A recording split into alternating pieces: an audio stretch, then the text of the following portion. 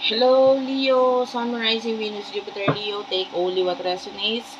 Check mo na lang yung aming Facebook page if you want to book a personal reading. Don't forget to like and subscribe, guys. Ma-appreciate ko yung comment ninyo sa baba. Kahit po heart-heart lang, smileys, malaking bagay yun sa akin. Nagpapakita ng suporta, pagmamahal. And if you want to book a personal reading dito sa Facebook page namin, mas madali kasi may mga active admins ako na mag-a-assist para sa'yo. TikTok Shop, Unipree, email, virgophilippines@gmail.com. Pero I highly suggest dun sa Facebook page kasi TikTok limited lang, hindi ka pwedeng mag-send ng pictures. Ayan, so hindi mas madali dito talaga sa Facebook page. And then please do support my band, guys. Ako po yung vocalista ng Bandang Sibol.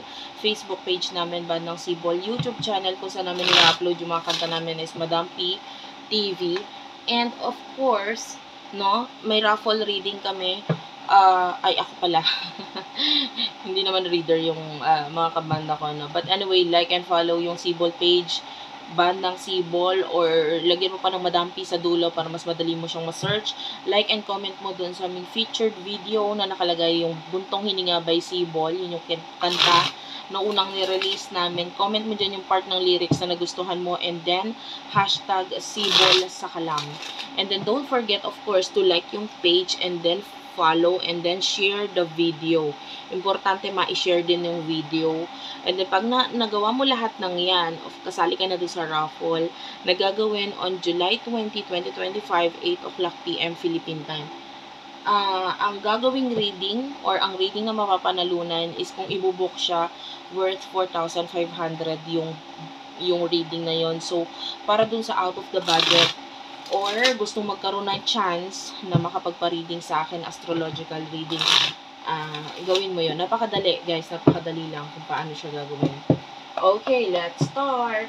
What we have here for the sign of Leo. Main energies, you do have here the 4 of Cups and the 3 of Pentacles. I feel like for some of you, or a lot of you actually, is parang feeling mo hindi ka mag-grow dito sa person na kakonect mo. The Fool, gusto mong mag-take ng risk, gusto mong magkaroon ng new beginnings, gusto mong i-pursue itong journey mo sa buhay mo ngayon.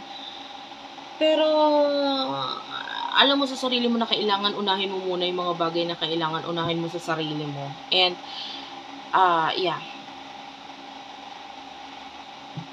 May mga nakikita tayong offer na paparating sa'yo, but I do feel like parang hindi ka sigurado regarding dito sa offers na to, kung i-accept mo or hindi. I feel like there's growth pagdating sa finances, basta mag-focus ka lang sa ginagawa mo. Huwag mong isipin kung anong sasabihin or iisipin ng ibang tao or yung mga pananggulo sa buhay mo. Huwag ka mag-focus sa kanila. Mag-focus ka sa goals mo, sa ginagawa mo. And kailangan ng consistency. Kasi kung gusto mo ng consistent na growth sa buhay mo, ikaw mismo dapat maging consistent sa sarili mo.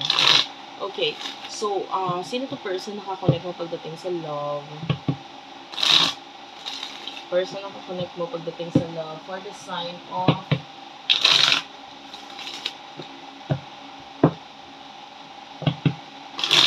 Leo, please. Check mo rin yung chart mo, guys. Sun mo, rising, Venus, Jupiter, sign mo. Maaari magbigay yun ng additional message for you. Yeah, you do have here the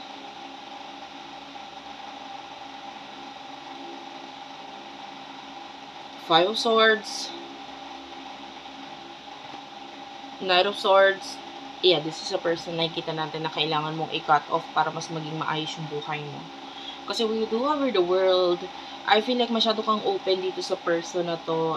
Pagdating sa communication, ganun din. I feel like masyado kang open sa kanya.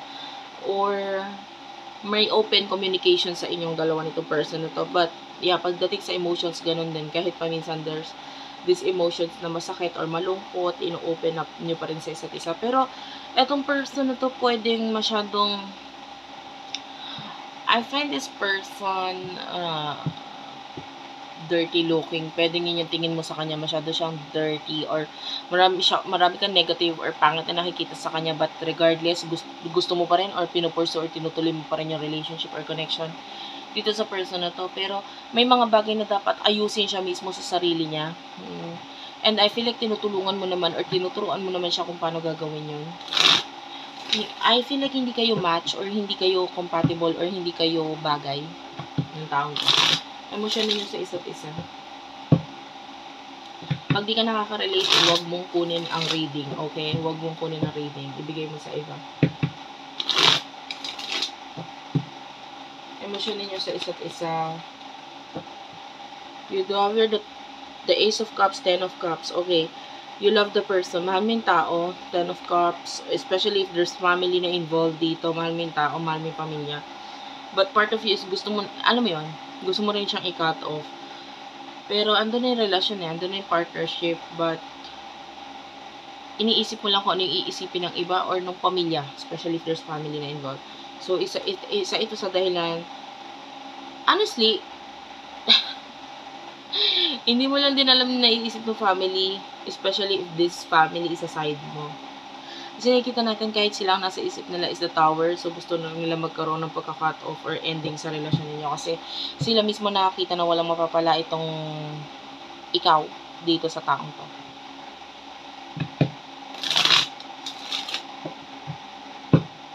Wait lang, gusto kong gamitin title yon, so isusulat ko para hindi ko makalimutan.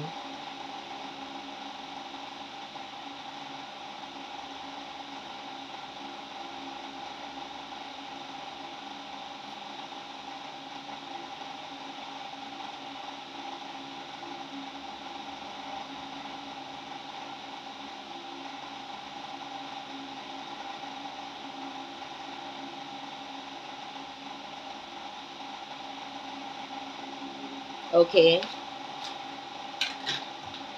So, ano emosyon ng taong ito para sa'yo? But I feel like mahal mo eh. 9 of Pentacles, this person feels proud, no?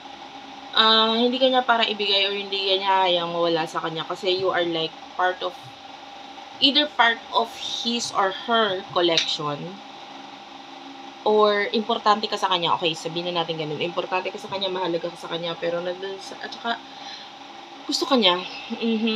Alam niya maraming may gusto sa'yo or magkakagusto sa'yo kasi hindi ka babastahin. You know? And itong taong ito is hindi ka para ibigay kasi this is my trophy, this is mine. Akin to. Bakit ko ibibigay sa iba? Parang ganun yung energy. So, hindi ka niya para ibigay sa iba. Pinahalagaan ka niya.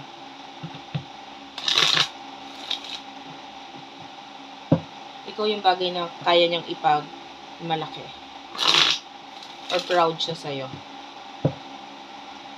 So, what will happen in the near future sa inyong dalawa? For Leo, Sun, Moon, Rising, Venus, Jupiter, Leo.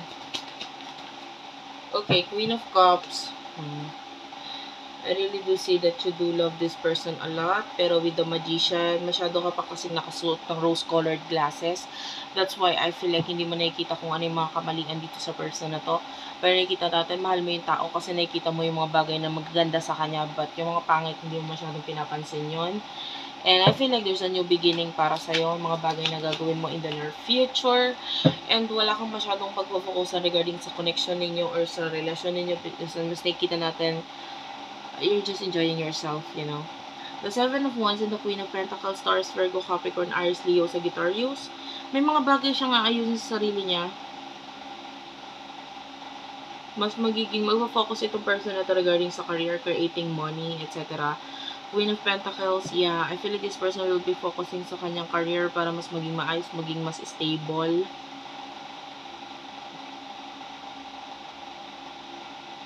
But, honestly, ito, kung titingnan mo yung picture dito, this is a toilet bowl.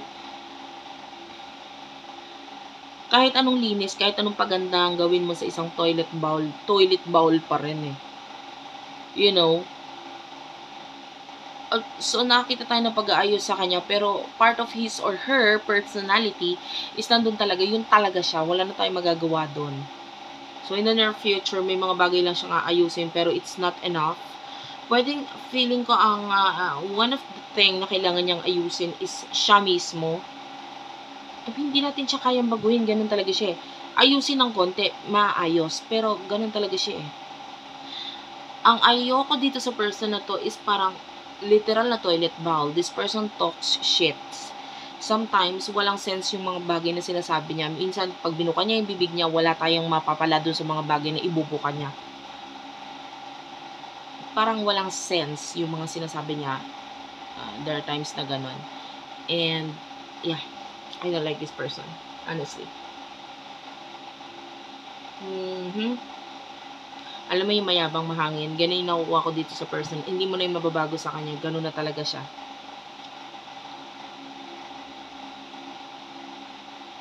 And that's it for now. Thank you. I can see Virgo energy, by the way. Thank you for watching. I love you all, and bye-bye.